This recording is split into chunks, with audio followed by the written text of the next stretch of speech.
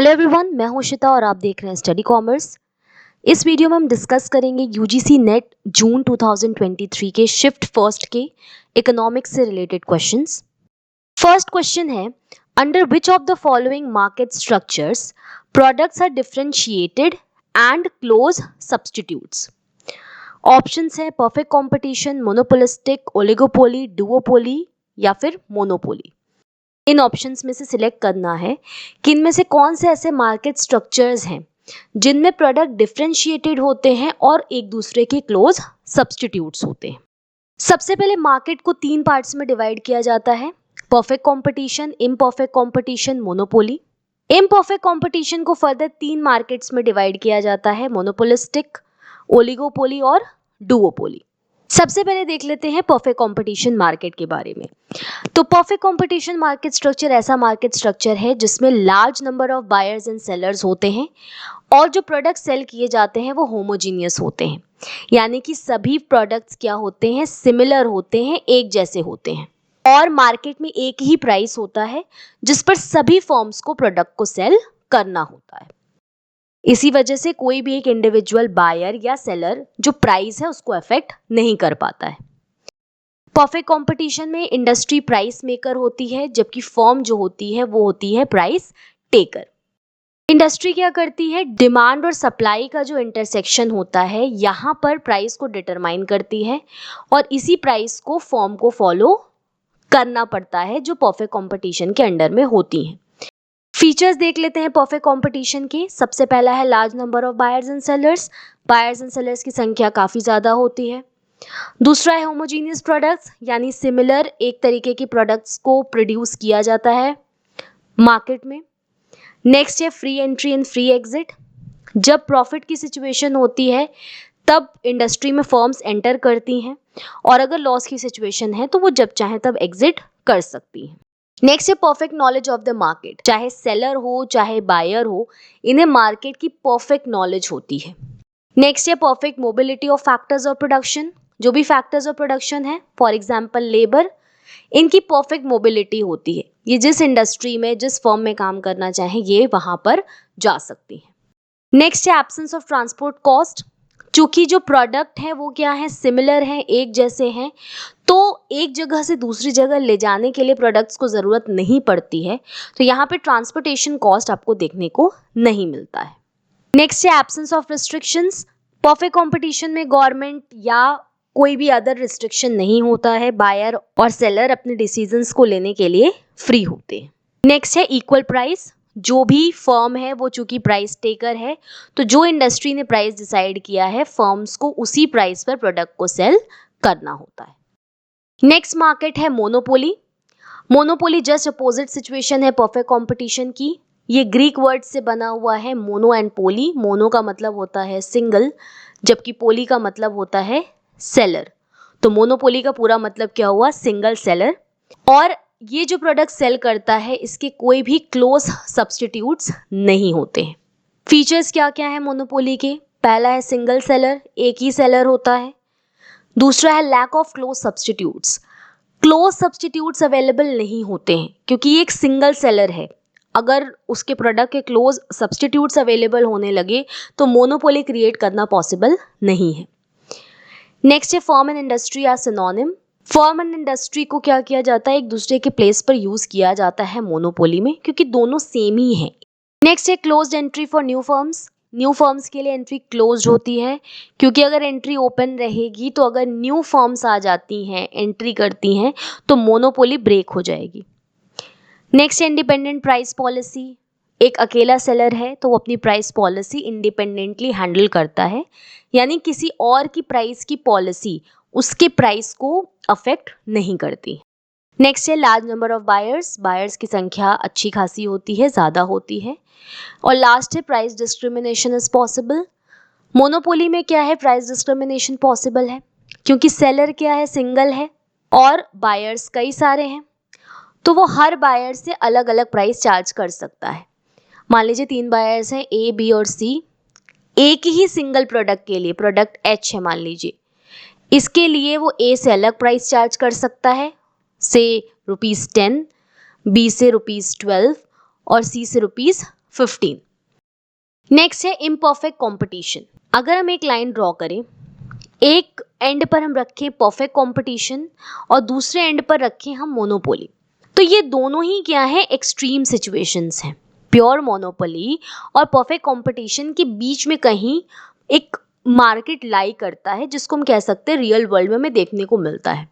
इसी मार्केट को हम बोलते हैं imperfect competition market. Imperfect competition market का कॉन्सेप्ट दिया है मिसेस जॉन रॉबिन्सन ने। इम्परफेक्ट कंपटीशन को 3 पार्ट्स में डिवाइड किया गया है, monopolistic competition, oligopoly and duopoly. एक एक करके हम इन्हें देख लेते हैं। सबसे पहला है मोनोपोलिस्टिक कंपटीशन।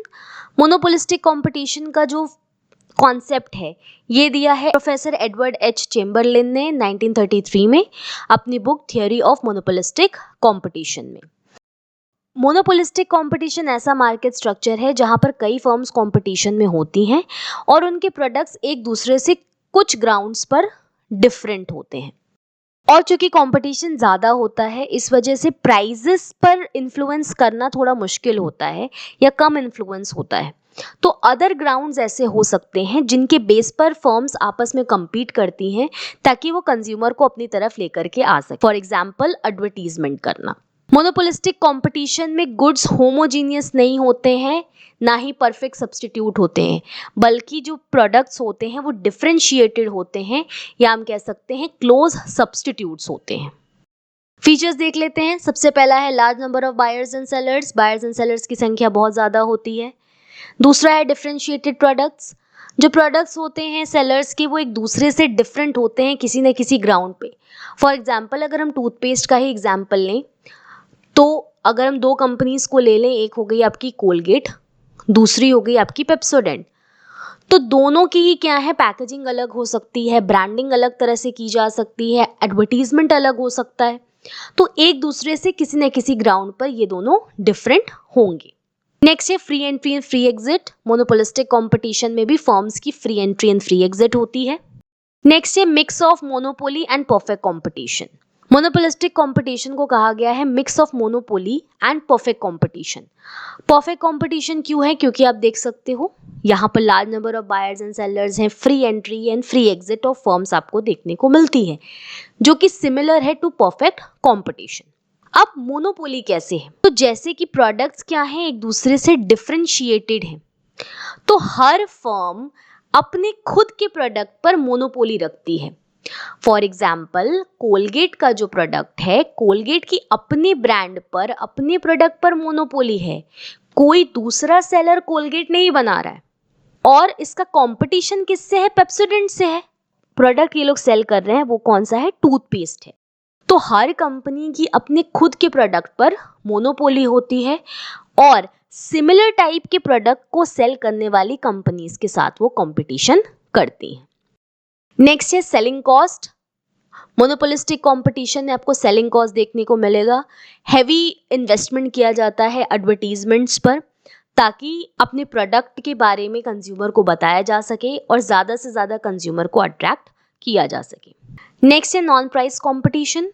जैसा कि अभी हमने देखा कि बहुत कम इन्फ्लुएंस होता है प्राइस पर सेलर्स का, इसलिए नॉन प्राइस कंपटीशन ज़्यादा होता है।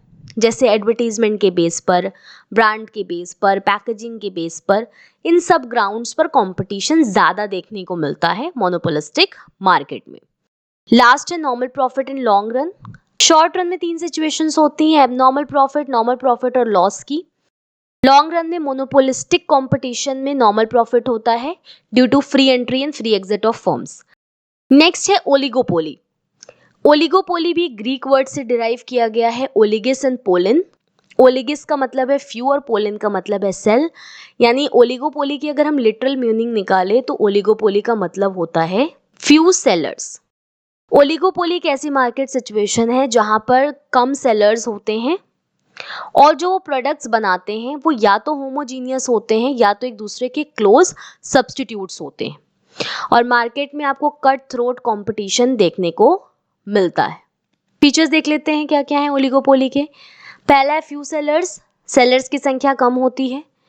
दूसरा है या तो ये होमोजीनियस प्रोडक्ट्स को प्रोड्यूस करते हैं या डिफरेंशिएटेड प्रोडक्ट्स को प्रोड्यूस करते हैं।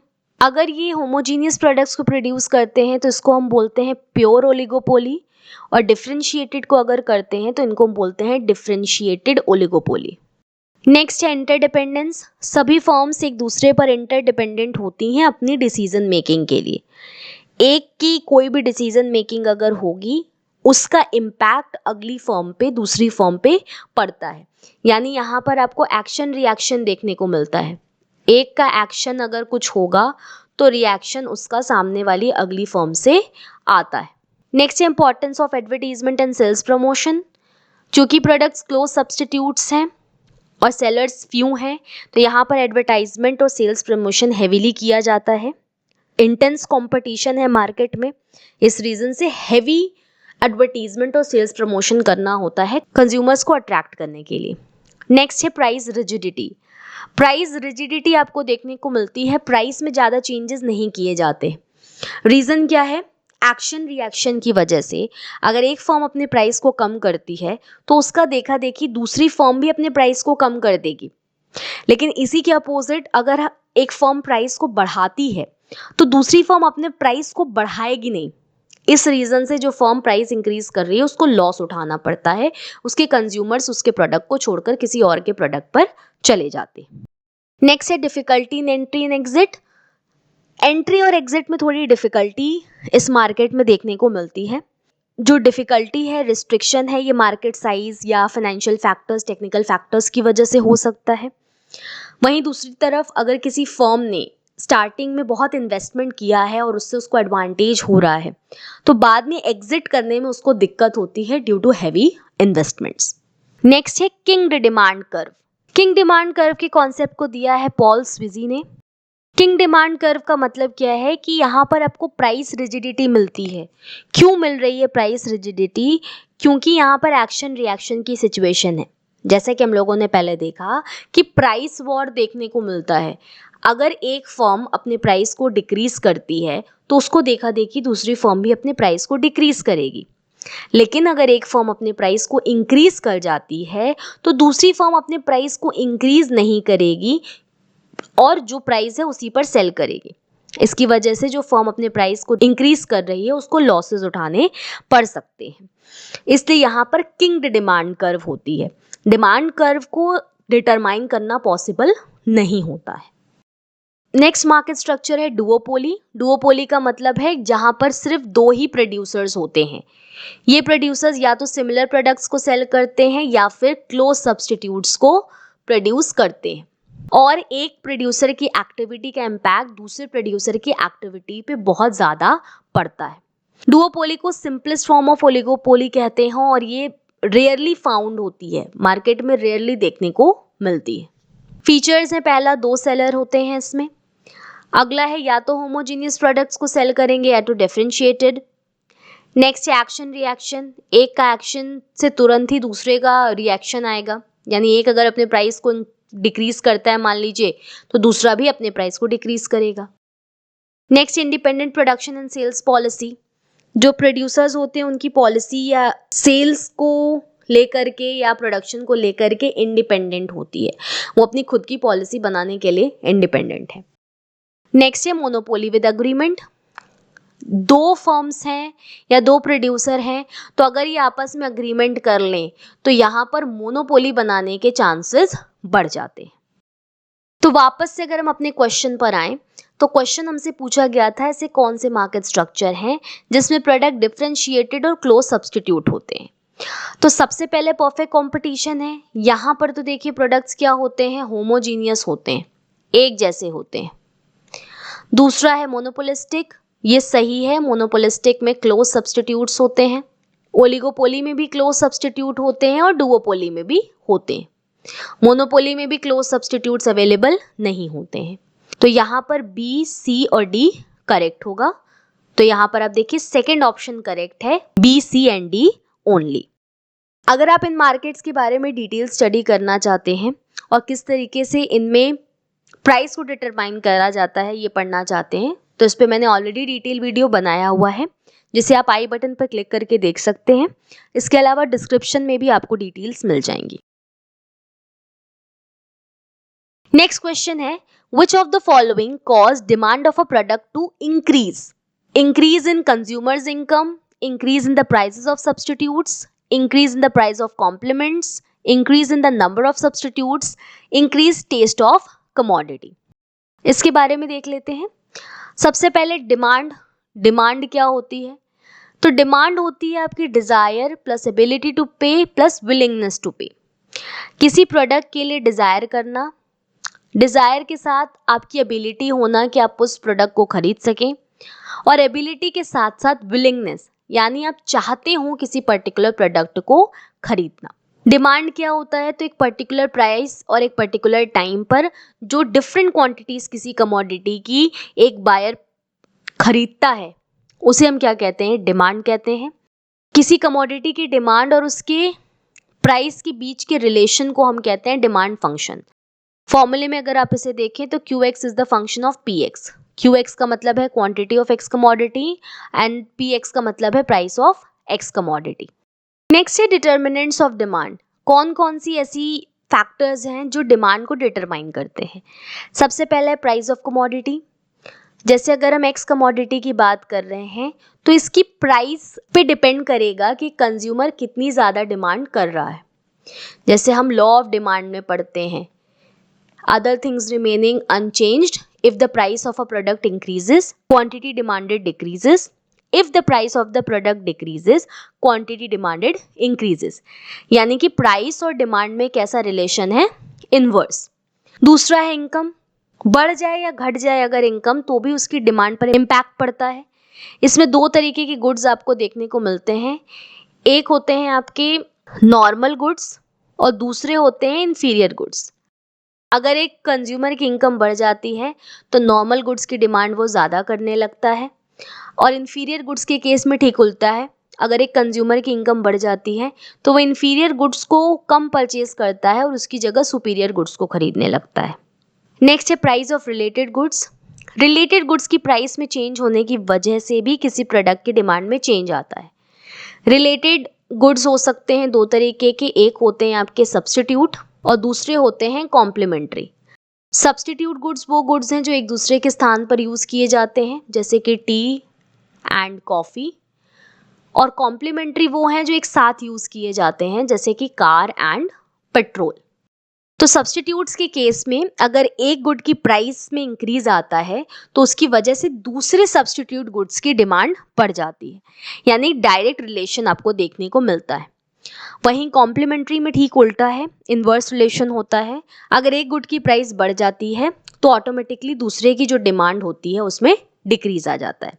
फॉर एग्जाम्पल अगर कार्स की प्राइसेस बढ़ने लगेंगी तो लोग कम कार्स खरीदेंगे, तो उसी अकॉर्डिंग जो पेट्रोल की डिमांड है वो भी कम हो जाएगी, क्योंकि जितनी कम कार्स लोग खरीदेंगे पेट्रोल का खर्चा उतना ही कम होगा। नेक्स्ट है test and fashion.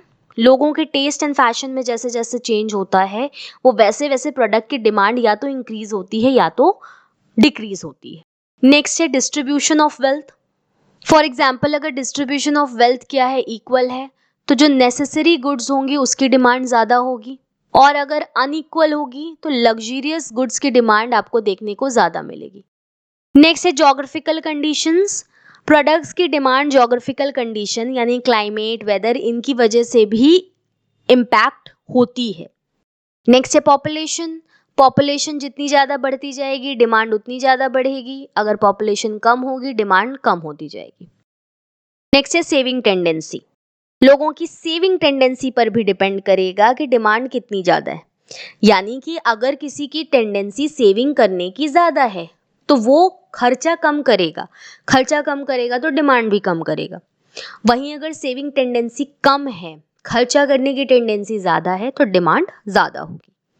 Next expected change in future prices. अगर आज के टाइम में किसी को लगता है कि फ्यूचर में प्रोडक्ट की प्राइस और बढ़ सकती है तो वो आज ही प्रोडक्ट को ज़्यादा खरीदेंगे, भले ही उसकी प्राइस ज़्यादा क्यों ना हो। क्यों ऐसा कर रहे हैं? क्योंकि उनको एक्सपेक्टेड है कि फ्यूचर में प्राइस और ज़्यादा इंक्रीज कर जाएगी, तो और ज़्यादा इंक्रीज हो जाएगी और महंगी हो जाए उसके पहले ही आज भले महंगा हो थोड़ा प्रोडक्ट, फिर भी लोग उसकी डिमांड ज़्यादा करते हैं। तो वापस हम अगर क्वेश्चन पर आए, पहला वाला देखिए करेक्ट है, इंक्रीज इन कंज्यूमर्स इनकम। अगर कंज्यूमर की इनकम बढ़ जाती है तो वो ज़्यादा डिमांड करता है किसी पर्टिकुलर प्रोडक्ट की। दूसरा है increase in the price of substitutes. Example हम लोगों ने टी कॉफ़ी का लिया, अगर टी की प्राइस बढ़ जाती है तो कॉफ़ी की डिमांड इंक्रीज करेगी। नेक्स्ट है increase in price of complements, ये सही नहीं है। अभी हमने देखा कॉम्प्लीमेंट्स में क्या होता है, इनवर्स रिलेशनशिप होता है। अगर एक की प्राइस बढ़ जाएगी तो दूसरे की डिमांड क्या करेगी, घट जाएगी, ना कि बढ़ेगी। नेक्स्ट है increase in number of substitutes. Number of substitutes बढ़ने से डिमांड के बढ़ने का यहाँ पर रिलेशन नहीं है कि अगर सब्स्टिट्यूट ज़्यादा होंगे तो डिमांड उतनी ज़्यादा बढ़ेगी। और लास्ट है increase in taste of commodity, ये भी सही है। अगर टेस्ट और प्रेफरेंसेस में चेंज आता है, वो बढ़ती हैं, तो डिमांड भी इंक्रीज करेगी। तो यहाँ पे देखिए ए सही है, बी सही है और ई सही है। तो यहाँ पर ऑप्शन फोर्थ करेक्ट होगा, A B and E only. Next question है, arrange the following goods and services in the increasing order of income elasticity of demand. Normal consumption good, necessity, luxury, inferior goods या फिर services. इसके बारे में देख लेते हैं। सबसे पहले इनकम इलास्टिसिटी ऑफ डिमांड क्या होती है। तो एक कंज्यूमर की इनकम में चेंज होने पर उसके रिस्पॉन्स में डिमांड में कितना चेंज आता है, इसको हम कहते हैं income elasticity of demand. Income elasticity of demand तीन तरीके से हो सकती है, या तो पॉजिटिव होगी, या तो नेगेटिव होगी, या तो नॉन रिस्पॉन्सिव यानी कि जीरो हो सकती है। तीन तरीके की सिचुएशन है, पॉजिटिव, जीरो और नेगेटिव। पॉजिटिव का मतलब क्या है कि इनकम बढ़ने से डिमांड भी बढ़ रही है, जो जनरली नॉर्मल गुड्स के केस में होता है या जनरल गुड्स के केस में होता है। दूसरा है जीरो, ये आपको नेसेसिटीज या इंपॉर्टेंट गुड्स के केस में मिलता है देखने को। अगर कंज्यूमर की इनकम बढ़ जाती है तो नेसेसिटीज जितनी जरूरी होगी वो उतना ही खरीदेगा, ज्यादा मात्रा में नहीं खरीदेगा। और नेक्स्ट है नेगेटिव, जो गिफिन गुड्स के केस में या फिर हम इसे कह सकते हैं इंफीरियर गुड्स के केस में देखने को मिलता है। जब कंज्यूमर की इनकम बढ़ जाती है, इन प्रोडक्ट की डिमांड वो कम करता है। तो इनकम इलास्टिसिटी पॉजिटिव हो सकती है, नेगेटिव हो सकती है और जीरो हो सकती है। और पॉजिटिव को भी आप तीन पार्ट में डिवाइड कर सकते हैं, higher, unitary and lower. Unitary का मतलब हो गया वन, हायर का मतलब क्या हो गया, मोर देन वन, और लोअर का मतलब क्या हो गया आपका, less than one. Negative elasticity of demand, जैसा कि अभी हम लोगों ने देखा कि इनकम बढ़ने पर जो डिमांड है वो डिक्लाइन होने लगती है, कम होने लगती है, तो उस केस में हम क्या कहते हैं, नेगेटिव इलास्टिसिटी ऑफ डिमांड। और यहाँ पे इलास्टिसिटी जीरो से कम होती है। एग्जाम्पल के तौर पर इंफीरियर गुड्स, इंफीरियर गुड्स की इलास्टिसिटी नेगेटिव होती है, क्योंकि जैसे जैसे किसी पर्सन की इनकम बढ़ती है वो सुपीरियर गुड्स की तरफ ज़्यादा बढ़ता है और इंफीरियर गुड्स की डिमांड को कम करता है। नेक्स्ट है जीरो इलास्टिसिटी। इसमें क्या है कि इनकम बढ़ने पर डिमांड पर कोई खास इम्पैक्ट नहीं पड़ता है। ये जनरली किस केस में होता है, नेसेसरी गुड्स के केस में। फॉर एग्जाम्पल सॉल्ट है, अगर आपकी इनकम बढ़ जाती है तो आप नमक की बोरियां खरीद के अपने घर में नहीं रखेंगे। ये क्या है, नेसेसरी गुड्स हैं, जितनी ज़रूरत होती है हम उनको कम पैसा होगा तो भी परचेज करेंगे ही। तो खास ये इनकम बढ़ने पर इन पर इम्पैक्ट नहीं पड़ता है। नेक्स्ट है पॉजिटिव। पॉजिटिव तीन तरीके का हो सकता है, या तो वन होगा, या तो मोर देन वन होगा, या तो लेस देन वन होगा। लो इलास्टिसिटी का मतलब क्या है कि जब इनकम बढ़ने पर डिमांड प्रोपोर्शनेटली कम बढ़ती है। इस सिचुएशन में इलास्टिसिटी लेस देन वन होती है बट जीरो से ज्यादा होती है। दूसरा है यूनिटरी, यानी कि वन के बराबर हो, जितनी इनकम इंक्रीज हो रही हो प्रोपोर्शनेटली डिमांड भी उतनी ही बढ़ रही हो। और थर्ड है high elasticity, that is more than one. इस केस में क्या होता है, इनकम में थोड़ा सा भी इंक्रीज होता है तो डिमांड प्रोपोर्शनेटली बहुत तेजी से बढ़ती है। इसका एग्जाम्पल है आपका हाई का लग्जरियस प्रोडक्ट्स। जो लग्जरी आइटम्स होते हैं इनकी इलास्टिसिटी हाईली पॉजिटिव होती है, क्योंकि जैसे जैसे इनकम बढ़ती जाती है लोग इस प्रोडक्ट को, जो लग्जरियस प्रोडक्ट होते हैं, उसको और ज़्यादा खरीदते जाते हैं अपनी इनकम को, अपनी रिचनेस को शो ऑफ करने के लिए। वापस हम अपने क्वेश्चन पर आएं तो हमसे क्या कहा गया है, इनकम इलास्टिसिटी ऑफ डिमांड के बेस पर हमें इंक्रीजिंग ऑर्डर में गुड्स एंड सर्विसेज को लगाना है।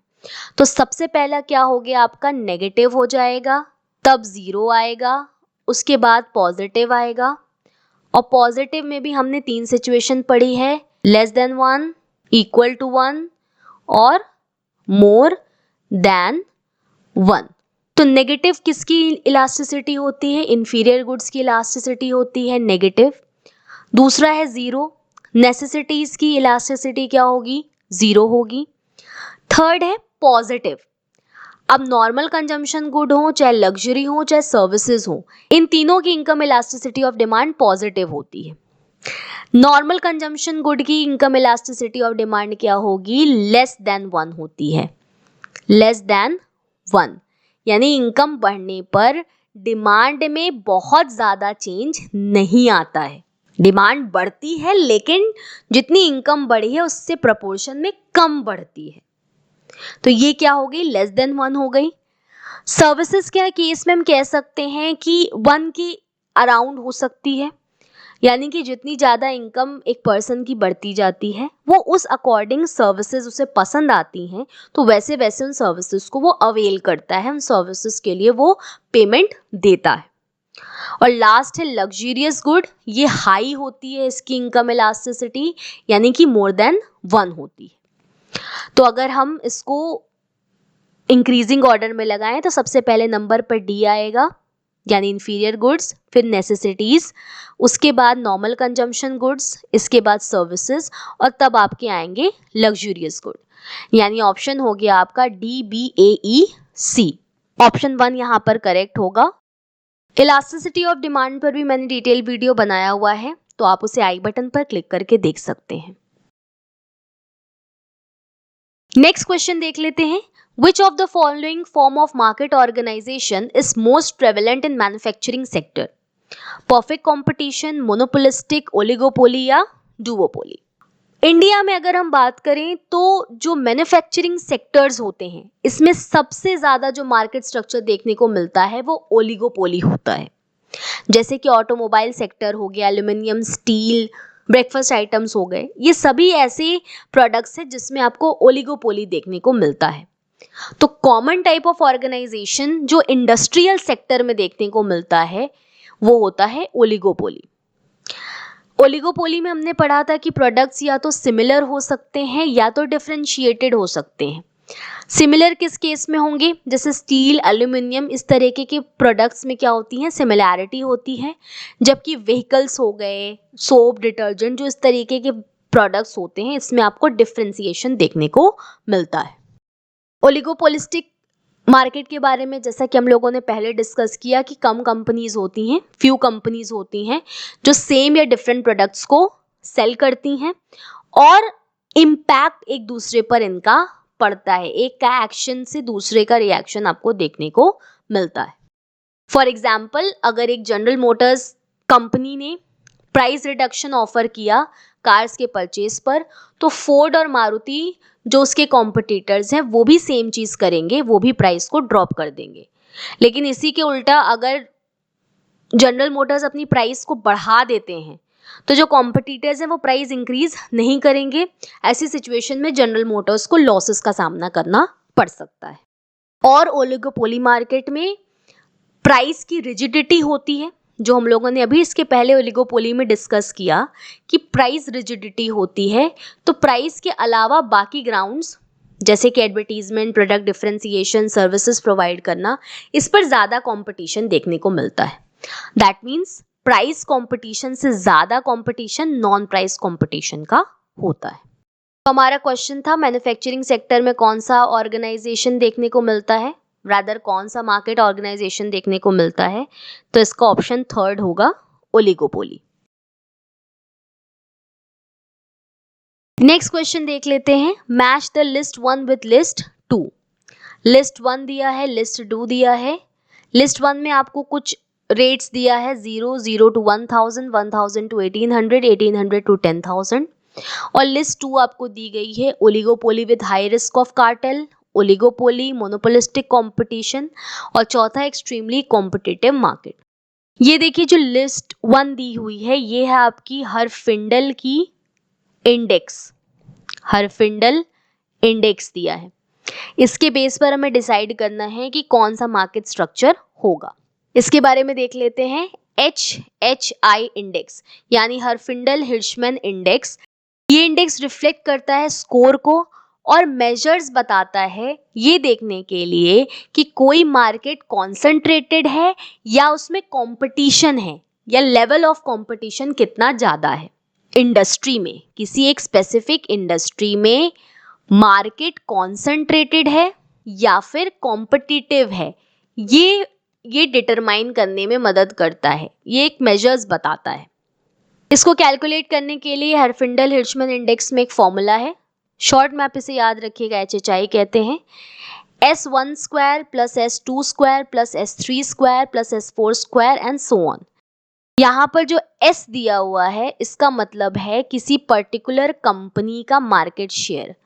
S1 यानी कि क्या हो गया, कंपनी 1 का मार्केट शेयर का स्क्वायर प्लस कंपनी 2 के मार्केट शेयर का स्क्वायर प्लस कंपनी 3 के मार्केट शेयर का स्क्वायर एंड सो ऑन। अगर इंडेक्स आपको 0 मिलता है तो उस सिचुएशन में हम क्या कह सकते हैं, 0 का मतलब क्या है कि फर्म्स जो है रिलेटिवली इक्वल साइज के हैं, यानी कि कंपटीशन बहुत ज्यादा है अगर जो इंडेक्स है वो 0 है। 0 का मतलब है एक्सट्रीमली कॉम्पिटिटिव मार्केट, बहुत सारी फर्म्स हैं उनमें बहुत कंपटीशन है तो एक्सट्रीमली कॉम्पिटिटिव होगा। और हाईएस्ट पॉइंट क्या है इसमें, 10,000 है। हाईएस्ट पॉइंट क्या है, 10,000 है। अगर 10,000 है तो इसका मतलब कंट्रोल्ड है बाय अ सिंगल फर्म, यानी कि मोनोपोली है। तो 1 से 10,000 तक का जाएगा। 1 का मतलब है लीस्ट कॉन्सेंट्रेटेड और 10,000 का मतलब है मोस्ट कॉन्सेंट्रेटेड। अब यूएस डिपार्टमेंट ऑफ जस्टिस के हिसाब से एक इंडस्ट्री को हम कहेंगे लो मार्केट कंसंट्रेशन अगर उसकी HHI 1500 से कम है, मॉडरेट कहेंगे अगर 1500 से 2500 के बीच में है, और 2500 से ज्यादा है तो वो मोस्ट कॉन्सेंट्रेटेड या हाईली कॉन्सेंट्रेटेड स्ट्रक्चर होगा। तो हम अगर अपने क्वेश्चन को देखें तो 0 से अगर हम शुरू करेंगे और मैक्सिमम कहाँ तक जाएगा, ये 10,000 तक जाएगा। अगर 1500 से कम हुआ लेस देन, तो ये क्या होगा, लेस कॉन्सेंट्रेटेड है। 1500 से 2500 के बीच में हुआ अगर, तो क्या है, मॉडरेट कंसंट्रेटेड है। और अगर 2500 से भी ज्यादा है तो ये क्या है, आपका हाईली कॉन्सेंट्रेटेड है। इंडेक्स को देख लेते हैं। लिस्ट 1 में देखिए हर्फिंडल का इंडेक्स दिया हुआ है ये, और ये आपका मार्केट है। सबसे पहला क्या दिया है, 0 दिया है।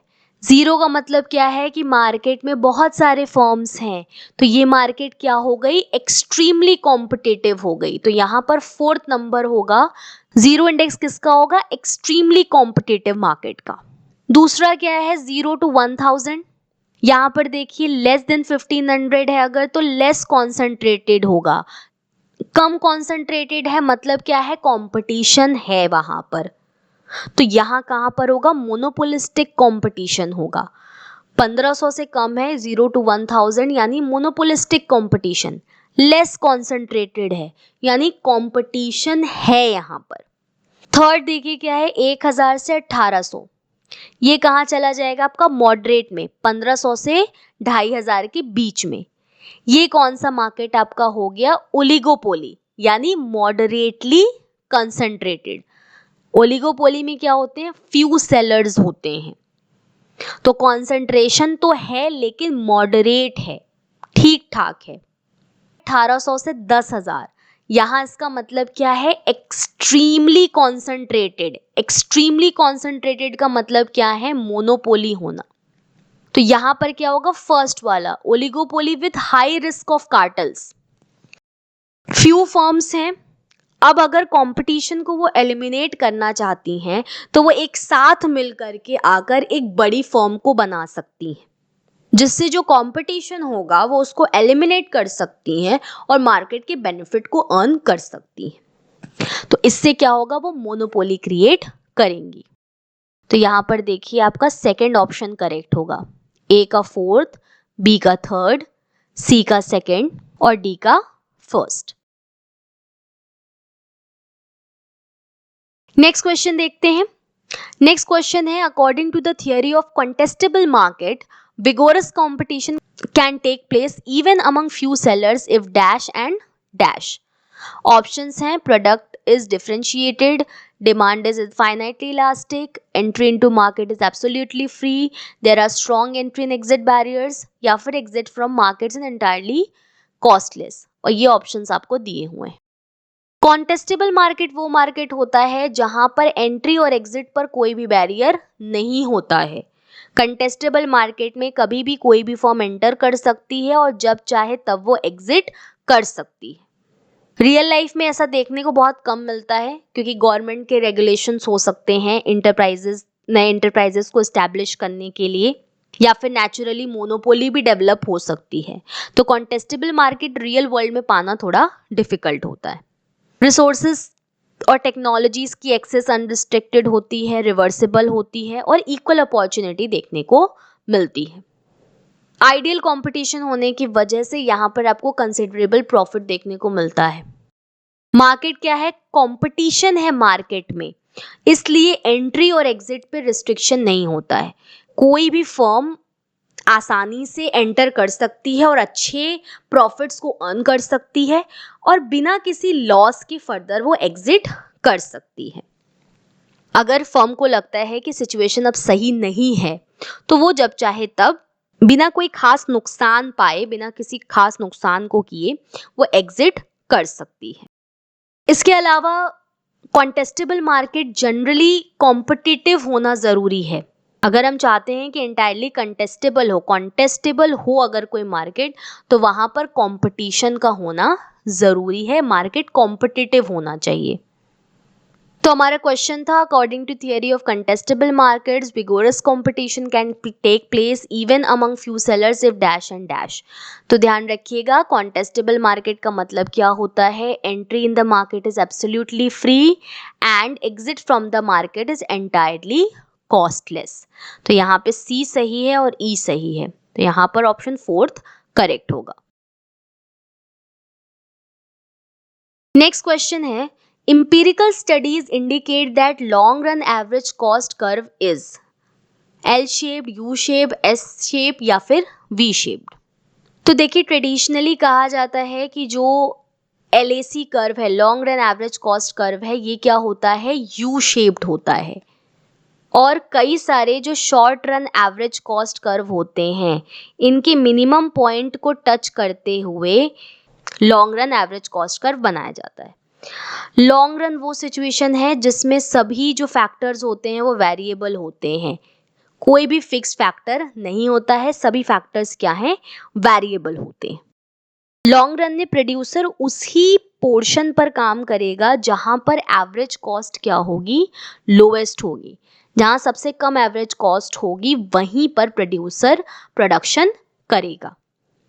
कर्व्स हैं, उनको एक एनवेलप की तरह कवर कर रहा है, इसलिए इसे एनवेलप कर्व भी कहते हैं। प्लस इसे प्लानिंग कर्व भी कहा जाता है क्योंकि प्लानिंग करने में मदद मिलती है, कॉस्ट के बारे में पता चल जाता है, मैनेजर्स को प्लानिंग करने में मदद मिलती है कि कौन सा best cost and output level होगा। तो थियोरेटिकली हम क्या कहते हैं कि जो long run average cost curve होता है वो यू शेप्ड होता है, यानी स्टार्टिंग में आप क्या देख रहे हो कि कॉस्ट डिक्रीज करती जाती है, फिर एक मिनिमम पॉइंट के बाद वो इंक्रीज हो जाती है। अब मॉडर्न कॉस्ट थियरी या एम्पिरिकल स्टडी कहती हैं कि जो एवरेज कॉस्ट कर्व है लॉन्ग रन में LAC, ये यू शेप नहीं होता बल्कि L शेप्ड होता है।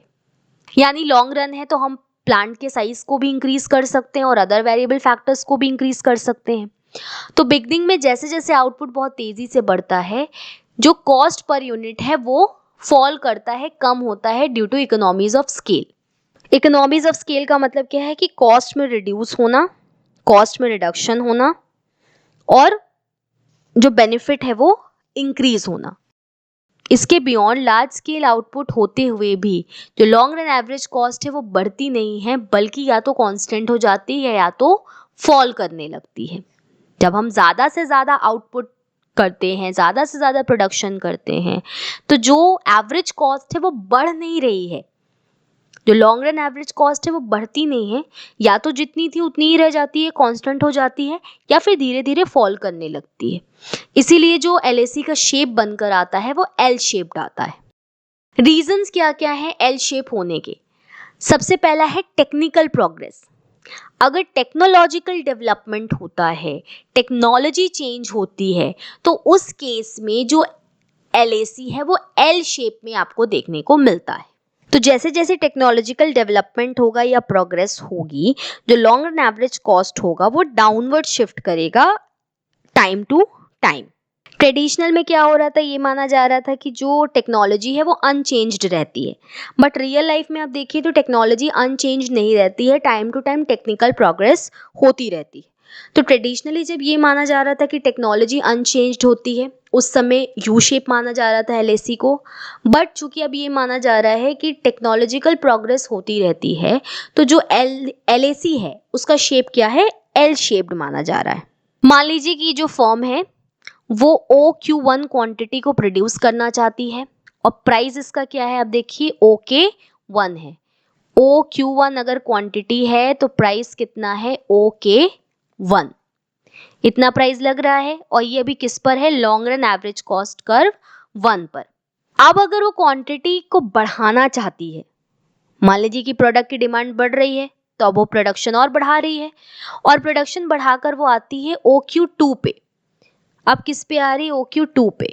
तो यहाँ पर आप देखिए, अगर आप LAC 1 पर देखिए तो OQ2 पे क्या हो रहा है कि अगर हमको आउटपुट बढ़ाना है तो हमारी प्राइस भी क्या हो रही है, इंक्रीज कर जा रही है, OK1 से आ जा रही है OH पर। तो अगर हम ये माने कि टेक्नोलॉजी में कोई भी चेंज नहीं हो रहा है, तो LAC पर हम क्या करेंगे, एक्सटेंशन करेंगे। टेक्निकल प्रोग्रेस को अगर हम कंसिडर न करें तो हम क्या करेंगे, जिस long run average cost curve पर हम हैं, आउटपुट को बढ़ाने के लिए हम उसी LAC कर्व पर आगे शिफ्ट कर जाएंगे, एक्सटेंड कर जाएंगे। और यहीं पर अगर आप ये मान लीजिए कि टेक्नोलॉजिकल प्रोग्रेस हो रही है, तो टेक्नोलॉजिकल प्रोग्रेस होने की वजह से जो फर्म है वो किस पे आ गई, LAC2 पर, long run average cost curve second पर आ गई। कैसे आ गई, उसने नया प्लांट मान लीजिए इंस्टॉल कर दिया नई टेक्नोलॉजी का, तो उसका long run average cost curve क्या है, मान लीजिए LAC2 है। तो अगर आप देखिए कि OQ1 से OQ2 पे अगर वो जाना चाहता है, LAC2 पे आप देखिए तो कॉस्ट क्या पड़ जाएगी, OK2 पड़ जाएगी। OK2 क्या हो गई, कॉस्ट हो गई। यानी कि आप देखिए कि प्रोडक्शन बढ़ाने पर जो कॉस्ट है वो क्या कर रही है, घट रही है, डिक्रीज हो गई। प्रीवियस जो OK1 था और OH था, दोनों से ही जो OK2 है कॉस्ट वो कम है। नई टेक्नोलॉजी आई तो जो पर यूनिट कॉस्ट हमारी पड़ रही है प्रोडक्शन करने के लिए, वो पहले से कम पड़ रही है। तो हम क्वांटिटी बढ़ा तो रहे हैं, साथ ही साथ जो हमारी कॉस्ट है वो कम होती जा रही है। दूसरा रीजन यहाँ दिया है learning curve effect. Learning curve का यहाँ पर मतलब क्या है, learning by doing. Learning by doing का मतलब क्या है कि जब हम प्रोडक्शन प्रोसेस को बार बार रिपीट करते हैं, तो अब हम प्रोडक्टिविटी को बढ़ा सकते हैं अपने एक्सपीरियंस के बेसिस पर। यानी कि पहले जितना कॉस्ट में हम जितना प्रोडक्शन करते थे, अब जब हमारे एक्सपीरियंस बढ़ गया है तो हम कम कॉस्ट में उतनी प्रोडक्शन कर सकते हैं, और कम कॉस्ट पर हम ज़्यादा प्रोडक्शन कर सकते हैं। यानी कि पहले जितने कॉस्ट हमारी पड़ती थी उससे कम कॉस्ट पर हम प्रोडक्शन कर सकते हैं। क्यों हो रहा है ये, due to learning by doing. यानी कि जो कॉस्ट कर्व है वो क्या कर रहा है, शिफ्ट कर जा रहा है। हम उतना ही प्रोडक्शन कर सकते हैं लेकिन अब कम कॉस्ट में कर सकते हैं, क्योंकि हमने क्या हो गया है, हम एक्सपीरियंस से सीख गए हैं। लर्निंग बाय डूइंग करने की वजह से हम सीख गए। तो वापस से अगर हम अपने क्वेश्चन पर आए, empirical study indicate that long run average cost curve is, तो आंसर यहाँ आपका हो जाएगा L शेप। तो फर्स्ट ऑप्शन यहाँ पर करेक्ट होगा। नेक्स्ट क्वेश्चन देख लेते हैं। Substitution effect is usually larger than income effect in real world because consumer usually spend only a small proportion of income on one commodity. Consumer often consumes a small number of commodity. Consumer only spends small proportion of income on consumption. या consumers income is relatively smaller in relation to consumption. दो तरीके के effect हैं, substitution effect और income effect. Substitution effect का मतलब क्या है कि अगर मान लीजिए टी है और कॉफी है, अगर एक प्रोडक्ट की प्राइस बढ़ जाती है तो दूसरे प्रोडक्ट की जो डिमांड है वो भी बढ़ जाती है। यानी जिस प्रोडक्ट की प्राइस बढ़ गई, कंज्यूमर अब उसकी जगह दूसरे प्रोडक्ट की डिमांड करने लगेगा, उसको सब्स्टिट्यूट करेगा जिसकी प्राइस कम है। वहीं इनकम इफेक्ट का मतलब क्या है कि जैसे ही कंज्यूमर की या तो इनकम बढ़ जाए, दूसरा क्या तरीका हो सकता है, अगर किसी प्रोडक्ट की प्राइस कम हो जाती है तो अब कंज्यूमर के पास क्या है, ज्यादा मनी है, ज्यादा पैसा है जिसका वो यूज कर सकता है और भी प्रोडक्ट्स को खरीदने के लिए। या फिर जिस प्रोडक्ट की प्राइस कम हुई है, अब उसके पास पैसा बच रहा है तो अब वो ज्यादा क्वांटिटी खरीद सकता है उतने ही इनकम में जितनी उसके पास प्रीवियसली थी। इसको हम क्या कहते हैं, income effect. That mean consumer की जो परचेजिंग पावर है वो बढ़ जाती है क्योंकि जो प्रोडक्ट की प्राइस है वो क्या हो रही है, कम हो जा रही है। तो सब्स्टिट्यूशन इफेक्ट जैसा कि हम लोग ने देखा है, अदर थिंग्स बीइंग इक्वल, जब कोई कंज्यूमर एक्सपेंसिव प्रोडक्ट की जगह, यानी जिसकी प्राइस बढ़ गई है, उसकी जगह उसके सब्स्टिट्यूट को यूज करता है क्योंकि उसकी प्राइस नहीं बढ़ी है, तो उसे हम क्या कहते हैं, सब्स्टिट्यूशन इफेक्ट कहते हैं। यहाँ पर क्या है, आपका प्राइस में और डिमांड में क्या है, डायरेक्ट रिलेशन है। दूसरा क्या है, इनकम इफेक्ट है।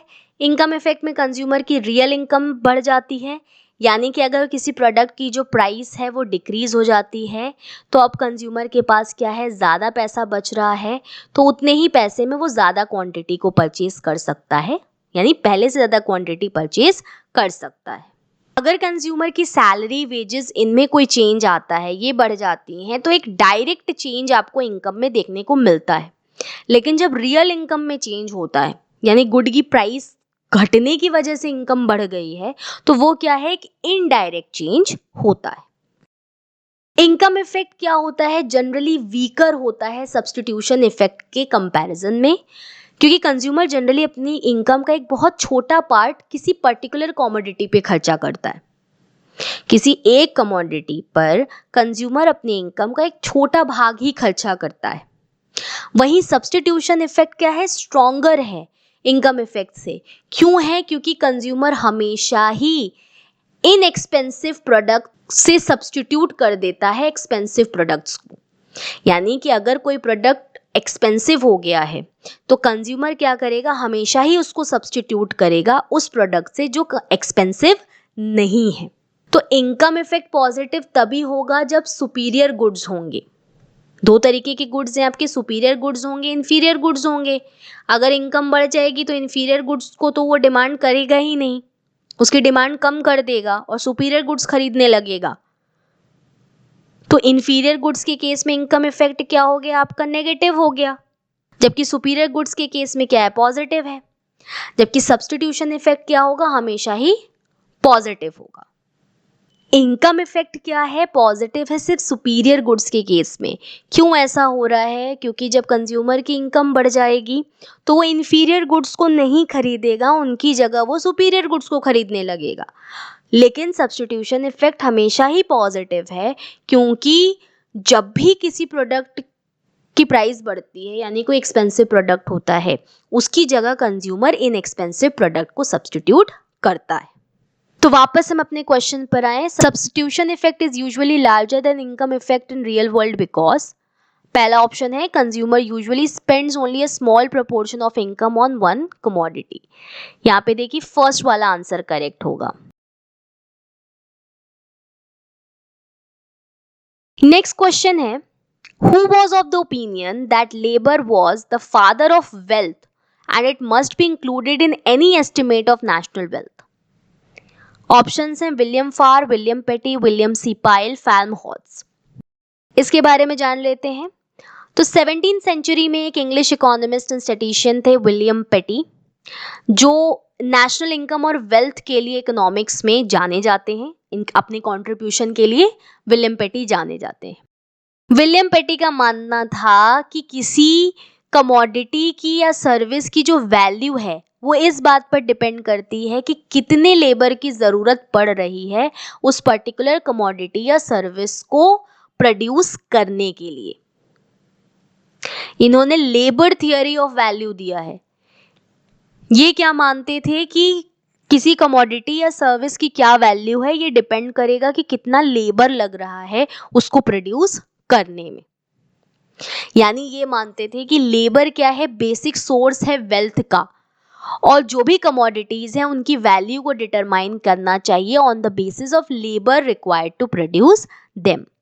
इनकी नेशनल इनकम, वेल्थ और टैक्सेशन को लेकर जो बिलीफ है ये लेबर थियरी पर बनी है। तो अगर हम अपने क्वेश्चन को देखें, who was the opinion that labour is the father of wealth, और नेशनल वेल्थ के एस्टिमेट में लेबर को इंक्लूड करना चाहिए, तो सेकंड ऑप्शन करेक्ट होगा, विलियम पेटी। अगर आप हमारे लेक्चर्स की फ्री पीडीएफ डाउनलोड करना चाहते हैं तो आप हमें टेलीग्राम पर ज्वाइन कर सकते हैं। इससे रिलेटेड डिटेल्स आपको डिस्क्रिप्शन बॉक्स में मिल जाएंगी, या फिर आप इस क्यूआर कोड को स्कैन करके भी हमें ज्वाइन कर सकते हैं।